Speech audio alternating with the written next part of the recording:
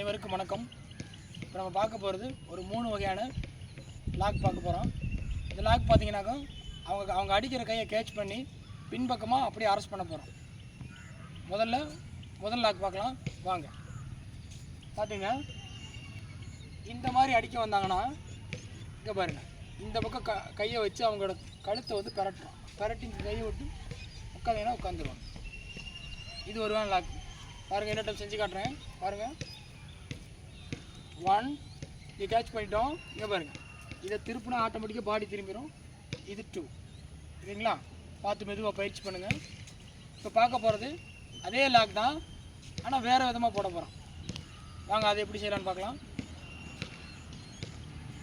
இங்கே பிடிக்கிறோம், இந்த காலை உள்ளே விட்றோம். இங்கே பாருங்கள், இந்த கையை இங்கே விட்டிங்கன்னா இங்கே மாட்டிக்கும். இன்னொரு டைம் செஞ்சு காட்டுறேன். இந்த மாதிரி அடிக்க வராங்க. இங்கே பாருங்க, நீங்கள் உள்பக்கமாக போய் இந்த கையை திருப்பினீங்கன்னா ஆட்டோமேட்டிக்காக பாடி திரும்பும். இந்த மாதிரி லாக் பண்ணிடுவோம் சரிங்களா? அடுத்து 3வது எப்படி பண்ணலான்னு பார்க்கலாம். அதே சேம் தான், கொஞ்சம் மாற்றி செய்யப்படும். இந்த மாதிரி அடித்தாங்கன்னா இங்கே பாருங்க, இதை லாக் பண்ணுறோம். இந்த கையை சுற்றி இங்கே வச்சுக்கணும். இன்னொரு டைம் செஞ்சு காட்டுறேன் பாருங்கள். இங்கே தடுக்கிறீங்க, இந்த கையை உள்ளே விட்றோம். உள்ளே விட்டு இந்த பாருங்க, இந்த கையை தூக்கி இங்கே வச்சுக்கிறோம். அவ்வளோ பார்த்து மெதுவாக பயிற்சி பண்ணுங்கள்.